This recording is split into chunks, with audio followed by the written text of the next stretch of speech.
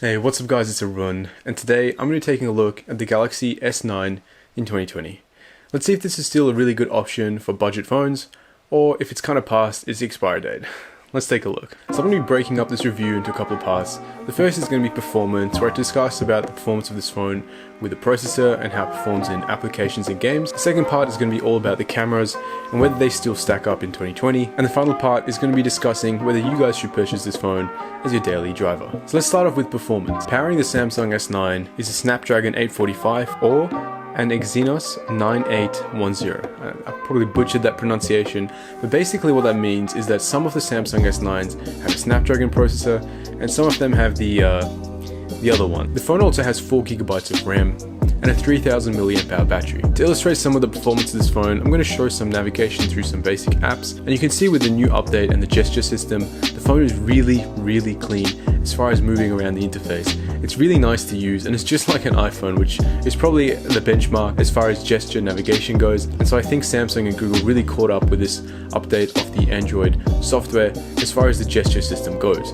You can swipe between applications really easily, you can quit applications, and you can click back and forward really nicely with swiping left and right. And at no point does this phone feel like it's slow. I feel like that's something a lot of people underestimate with these older types of phones.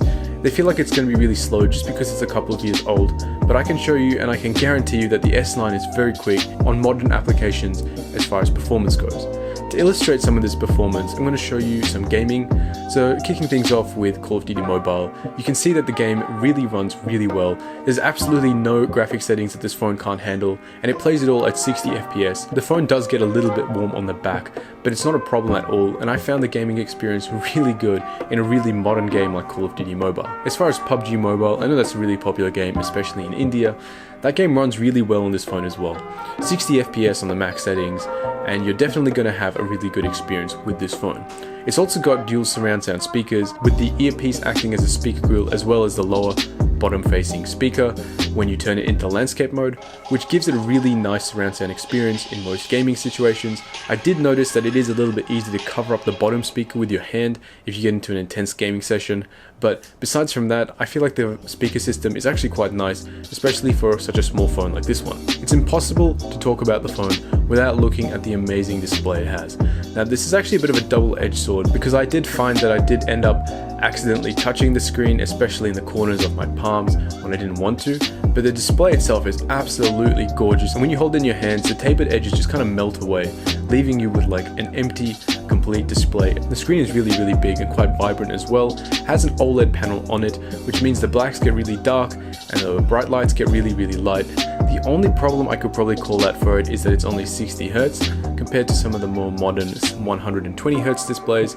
But really, again, this is a really budget phone, so definitely something that you wouldn't want to be concerned about at this kind of a price point. Now, Samsung S9 is actually about 380 Australian dollars on the refurbished market, which is way cheaper than even like an iPhone SE, which costs about $750 even on the best sales here in Australia. The storage in the model I have here is 64GB, and that is expandable with a micro SD card. I think that's a really good feature that this phone has, and it's quite underrated by a lot of iPhone and Android users that don't have this feature, because instead of having to upgrade your entire phone, you can just get an SD card and you can upgrade the storage by almost 128GB for only about $80 or $90, which is a really good feature in my opinion. So the final thing I want to talk about as far as performance goes is of course the Touch ID sensor on the back and the facial recognition for unlocking the phone.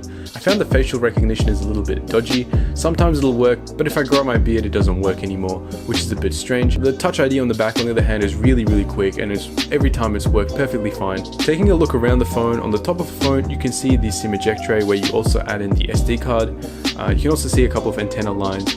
On the right hand side of the phone you can see the power button, and on the bottom of the phone you can see the headphone jack, which is another really good feature about this phone. A USB-C port, another great feature about this phone, and of course the speaker grill. On the left hand side of the phone there's the Bixby button, probably one of the worst things about this phone to be honest, and the volume rocker.